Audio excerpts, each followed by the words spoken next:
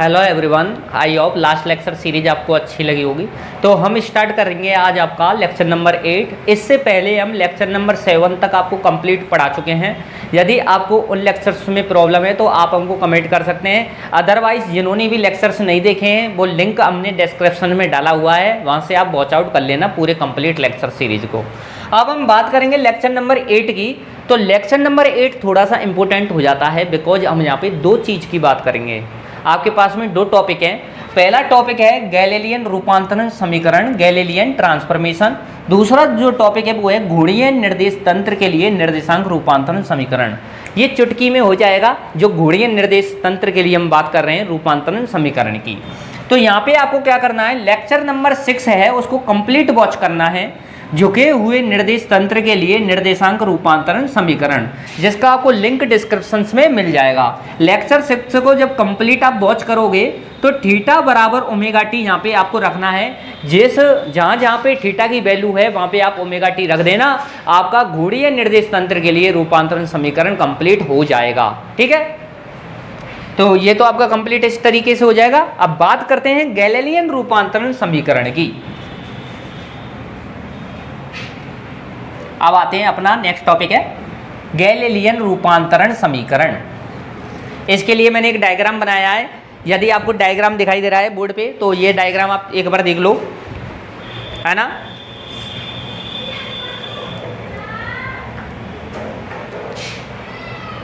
तो इसमें हम बात करेंगे अब गैलीलियन ट्रांसफॉर्मेशन क्या है। देखिए, जड़त्वीय निर्देश तंत्र की जब हम बात करते हैं तो यहाँ पे दो जड़त्वीय निर्देश तंत्र आपको गिवन है। एक तो ब्लू कलर से डिवाइन है कि एस फ्रेम है, और एक है आपके पास में एस प्राइम निर्देश तंत्र। दो निर्देश तंत्र है, एस निर्देश तंत्र, एस प्राइम निर्देश तंत्र। एस को ब्लू कलर से डिफाइन किया है और एस प्राइम को ब्लैक कलर से डिफाइन किया है। ओके, यहाँ पर इसका जो ओरिजिन पॉइंट है वो ओ है और एस प्राइम के लिए ओ प्राइम है। आर वेक्टर जो है ये क्या है, एस निर्देश तंत्र के लिए कण का स्थिति सदिश है। आर प्राइम वेक्टर क्या है, एस प्राइम निर्देश तंत्र के लिए कण का स्थिति सदिश है। पी जहाँ पर कण उपस्थित है आपका, X Y Z S prime के लिए कोऑर्डिनेट है।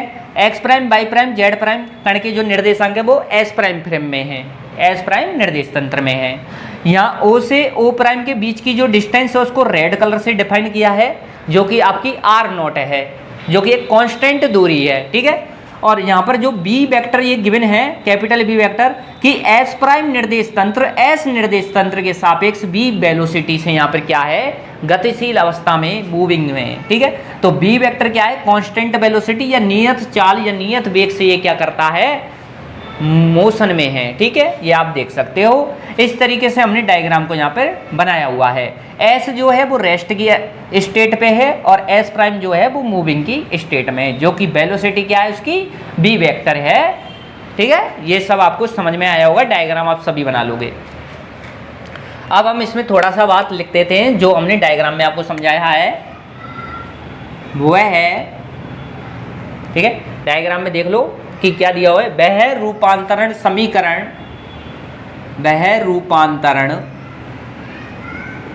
समीकरण, वह रूपांतरण समीकरण जो कि एक जड़त्वीय, जो कि एक जड़त्वीय निर्देश तंत्र से, ये सब आपको समझ में आना चाहिए। एक जड़त्वीय निर्देश तंत्र से अन्य, या दूसरे कह सकते हो आप, अन्य निर्देश तंत्र में, अन्य निर्देश तंत्र में संबंध व्यक्त करे, रिलेशन डिफाइन करे, संबंध व्यक्त करे, रूपांतरण समीकरण कहलाता है। रूपांतरण समीकरण कहलाता है।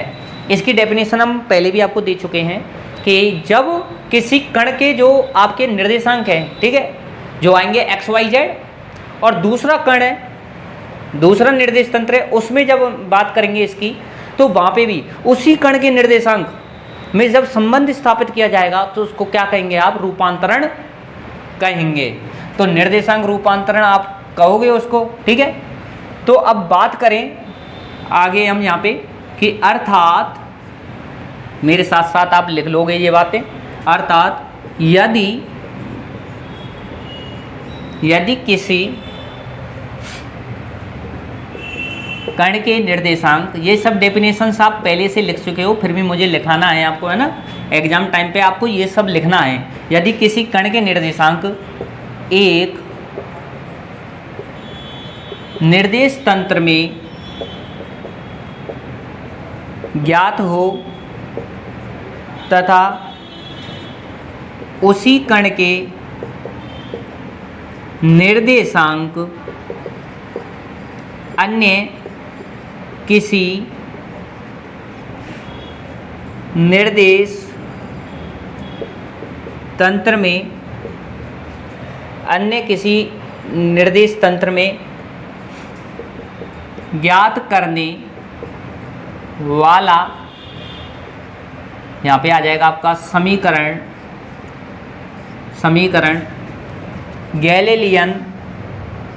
गैलीलियन रूपांतरण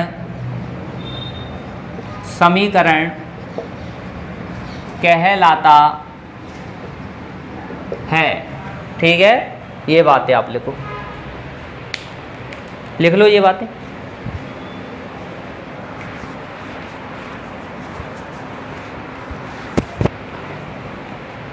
लिखी ये बातें आपने। आगे इसमें लिख लो गैलीलियन रूपांतरण समीकरण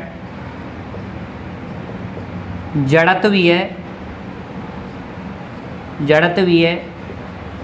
निर्देश तंत्र के लिए मान्य हैं। इसका मीन्स क्या हुआ कि जो गैलीलियन ट्रांसफॉर्मेशन है वो ओनली किसके लिए, केवल जड़त्वीय निर्देश तंत्र के लिए क्या है, वैलिड हैं या मान्य हैं। ठीक है, ये आप लिख सकते हो। ये सब आप स्क्रीनशॉट एक बार ले लो, डायग्राम बना लो, फिर मैं इसको रब करता हूँ। बनाओ इसको एक बार, फिर तो अपनी वही भाषा लिखनी है जो आप लिखते हो। ठीक है, वही भाषा लिखनी है जो आप लिखते हो। सर क्या लिखते हैं, भूल तो नहीं गए, भूल तो नहीं गया कोई, कि माना एस एक जड़त्वीय निर्देश तंत्र है जिसका, लिख दोगे ना ये बात, मूल बिंदु जो ओरिजिन पॉइंट की हम बात कर रहे हैं वो O है। ठीक है, O है, तथा P बिंदु पर कण उपस्थित है। कंप्लीट लिख देना, उपस्थित है ना, उपस्थित है, जिसके निर्देशांक x, y और क्या है, z हैं। ऐस निर्देश तंत्र में कण का स्थिति सदिश, देखते जाओ डायग्राम को, वहीं से लिख रहा हूँ ये सब में, है ना, r वेक्टर है। कण का स्थिति सदिश क्या है, r वेक्टर है। ये बातें हो गई s के लिए। अब s प्राइम के लिए देखो, तथा s प्राइम एक जड़त्वीय निर्देश तंत्र है जिसका, यही भाषा लिखनी है, मूल बिंदु, जिसका मूल बिंदु कितना है भाई, O प्राइम है, तथा P बिंदु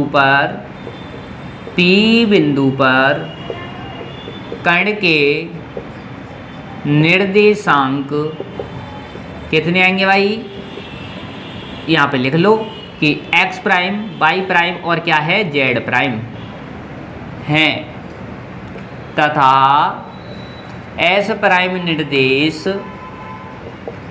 तंत्र में कण का स्थिति सदिश क्या है भाई, आर प्राइम वेक्टर है या आर डैश वेक्टर है ना, आर डैश सदिश है, यही है ना ये वाला, सही है। ये पूरी हमने क्या लिख दी, इसकी डिस्क्रिप्शन से लिख दी, ये आप लिखो, ले लो स्क्रीनशॉट, वीडियो लंबी मत होने दो, समझ रहे हो बात को, ये कर लो।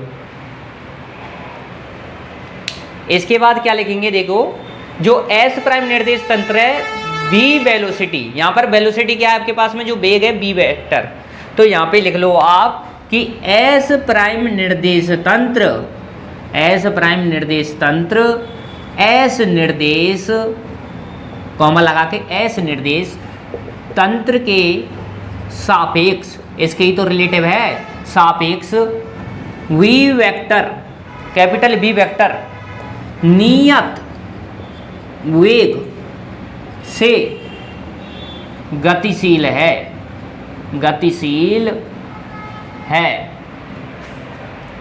ये बात आपने लिख दी, गतिशील है। प्रारंभिक अवस्था में, प्रारंभिक अवस्था में, प्रारंभिक अवस्था में जो इनिशियल स्टेट है, तो वहां पे आप क्या है, ओ और ओ प्राइम, ठीक है। प्रारंभिक अवस्था में टी बराबर जब कितना ले रहे हो आप, जीरो ले रहे हो, जब टाइम आपका जीरो है प्रारंभिक अवस्था में, तो ये ओ प्राइम भी यहीं पे ही रहेगा, क्योंकि आर नॉट दूरी कब होगी, बाद में तो होगी जब बी वेग से यहाँ पर गतिशील हो जाएगा, पहले तो एक ही पे ही रहेगा। तो प्रारंभिक अवस्था में दोनों निर्देश तंत्र संपाती होंगे, प्रारंभिक अवस्था में दोनों जो निर्देश तंत्र हैं, निर्देश तंत्र कैसे होंगे भाई, बोलो, संपाती होंगे, दोनों निर्देश तंत्र संपाती होंगे, ये बात, दोनों निर्देश तंत्र कैसे होंगे, संपाती होंगे।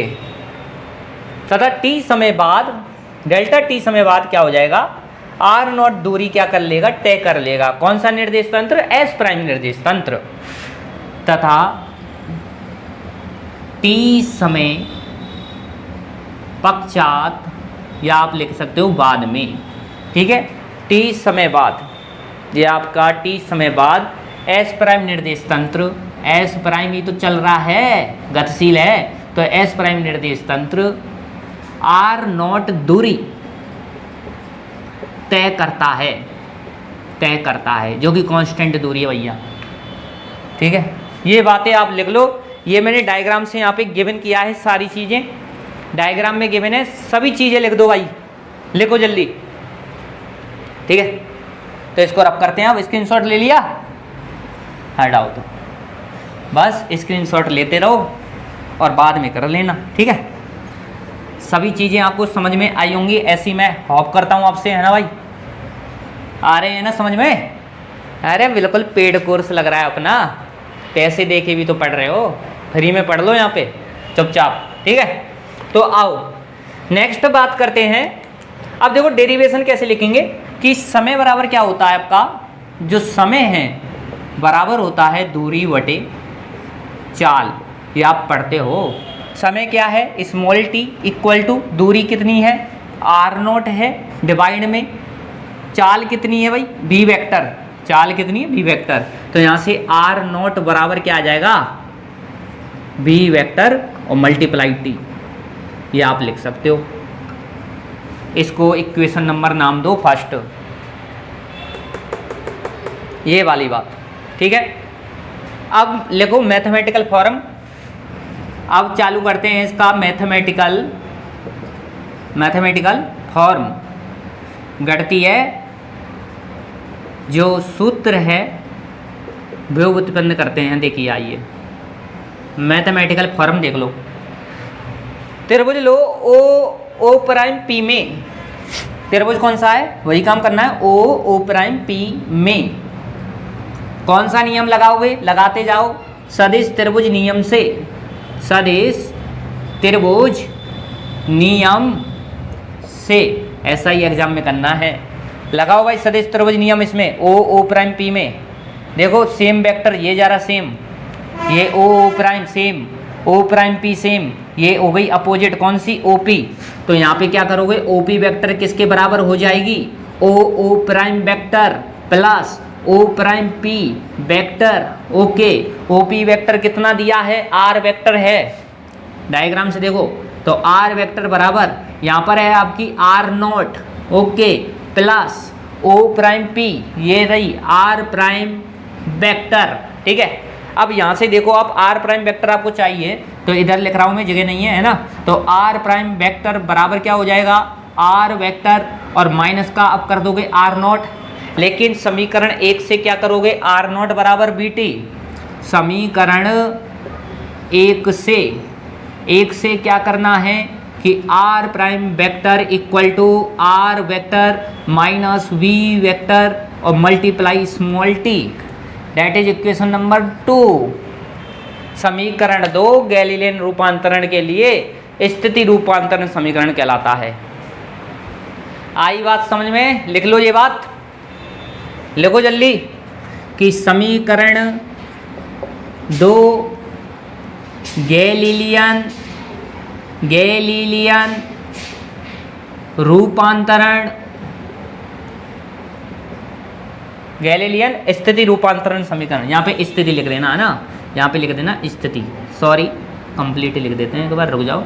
ये क्या है, गैलीलियन स्थिति रूपांतरण समीकरण है। स्क्रीनशॉट लो जल्दी, इसका ले लो, यहाँ तक की बातें समझ में आई होगी। समय बराबर दूरी बटे चाल है, टी बराबर आर नॉट यहाँ पर डिस्टेंस है, अपॉन वेलोसिटी क्या है, बी वेक्टर जो कि कांस्टेंट है। तो यहाँ पर आर नॉट बराबर बी वेक्टर मल्टीप्लाई टी, यहाँ पर बी वेक्टर को लिख लेना क्योंकि बी वेक्टर बराबर क्या है, कांस्टेंट है या क्या है, नियत है। ओके, हिंदी इंग्लिश में साफ साफ ये लिख दिया, लिख दो पूरा कंप्लीट। स्क्रीनशॉट ले लो आप सभी, ठीक है। अब देखिए आप इक्वेशन फर्स्ट को याद रखना, क्या आया इक्वेशन फर्स्ट वो हम यहाँ पे देख लेंगे, ठीक है। आ जाओ, अब ये लिखो कि समीकरण जो 2 आया है आपको पास, समीकरण 2 से स्पष्ट है कि, ये बातें लिख लिया करो, स्पष्ट है कि यह एक निश्चर राशि नहीं है, क्योंकि यहाँ पे क्या हो रहा है, कुछ ना कुछ सबट्रैक्ट हो रहा है, निश्चर राशि नहीं है। ओके, ये आपको स्पष्ट हो गया होगा जब आपने आर वेक्टर बराबर क्या कितना कैलकुलेट किया है, R prime vector equal to R vector minus का बी वेक्टर टी, कुछ ना कुछ सबट्रैक्ट हो रहा है, मतलब एस प्राइम निर्देश तंत्र एस निर्देश तंत्र दोनों की जो स्थिति सदिश हैं वो बराबर नहीं है, इसलिए ये निश्चर राशि नहीं है। ये बातें आपको यहाँ पर गिवन है, ठीक है। इसी के आधार पे आप यहाँ पर वेलोसिटी का कैलकुलेट करोगे, ठीक है, ठीक है, क्लियर आ रहा है ना यहाँ तक, हाँ अभी ठीक है। तो देखिए यहाँ पे आओ, तो अब देखो आप कि आर प्राइम वेक्टर बराबर कितना आया है, आर वेक्टर और माइनस का यहाँ पर बी वेक्टर और टी, ये आया था इक्वेशन नंबर 2 ये आया था। अब देखो आर प्राइम को कैसे लिख सकते हो आप, आर प्राइम को आप ऐसे लिख सकते हो ना, आर प्राइम बराबर x I cap plus Y J cap plus Z यहाँ पे के कैप, ऐसा आप कर सकते हो। और आर वेक्टर को आप कैसे लिख सकते हो, x I cap plus Y J cap plus Z यहाँ पे के कैप, यहाँ पर आपको एक्स प्राइम, ये वाई प्राइम और यहाँ पर जेड प्राइम भी लगाना है, ठीक है, ये आप ऐसे लिख सकते हो। वी वेक्टर को कैसे लिख सकते हो, V vector equal to V X I cap V Y J cap plus V Z K cap, ऐसा। तो ये सभी जो मान हैं आपके नंबर, जैसे कि मैंने नाम दिया थर्ड, और थर्ड को मैं पुट करता हूँ समीकरण 2 में, समीकरण 2 में, समीकरण 3 से मान रखने पर, रख दो मान 2 में, क्या हो जाएगा, आर प्राइम की जगह X prime I cap plus Y prime J cap plus Z prime K cap बराबर है किसके, आर वेक्टर के, X I cap plus Y J cap plus Z K cap, और माइनस का साइन लगाना है, V X I cap V Y J cap plus V Z, और यहाँ पे क्या आ जाएगा के कैप, ये वाला, ठीक है, ये मैंने माइनस कर दिया। और मल्टीप्लाई में क्या आ रहा है यहाँ पे, टी आ रहा है, स्मॉल टी। ये आपके वेक्टर हैं, समझो समझो समझो। तो वेक्टर तो ये है, मैंने डायरेक्शन दिखाई दी इसकी, है ना। तो ये वाला काम कर लोगे। अब यहाँ से आप कंपेरिजन करना कि एक्स प्राइम कैलकुलेट करोगे तो आई कैप आई कैप आई कैप ऐसे करके। तो इसको थोड़ा सा और सॉल्व कर देता हूँ जिससे आपको आसानी रहे। X prime I cap plus Y prime J cap plus Z prime K cap, okay, बराबर है, देखो एक्स माइनस वी एक्स, यहाँ से आएगा एक्स माइनस वी एक्स और यहाँ पे क्या आ जाएगा आई कैप प्लस यहाँ पर देखो वाई माइनस वी वाई और यहाँ पे आ जाएगा जे कैप, ठीक है। और मल्टीप्लाई में टी और है साथ में, तो यहाँ पे भी आप वी एक्स और यहाँ पे टी भी करना है आपको, वी एक्स टी, समझे, आई कैप, यहाँ पर वी वाई टी और यहाँ पे आ जाएगा आपका plus Z minus we Z और यहाँ पे आ जाएगा टी और ये क्या है के कैप। इस तरीके से आप यहाँ पे देख सकते हो। तो X prime Y prime Z prime दोनों तरफ क्या करोगे, कंपेयर करोगे। स्क्रीनशॉट लो यहाँ तक, ये समझ में आई ना। एक सेकेंड लाइट ओपन कर देते हैं, यहाँ तक देखो।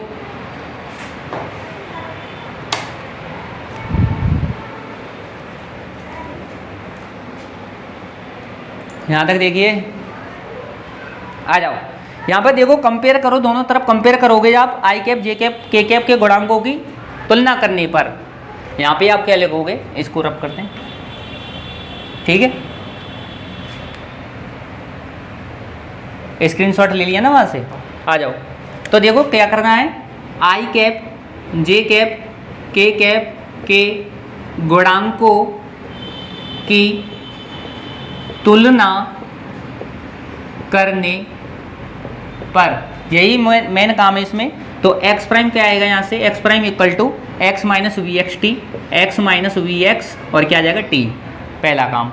दूसरा Y prime equal to Y minus V Y और यहाँ पे टी, ठीक है। और जेड प्राइम आ जाएगा आपका जेड माइनस वी जेड और क्या आ जाएगा टी। ये आपकी एक इक्वेशन बन गई, कौन सी, थर्ड, और ये नंबर है आपकी 4, ठीक है। इसको 4 नंबर नाम दिया 4।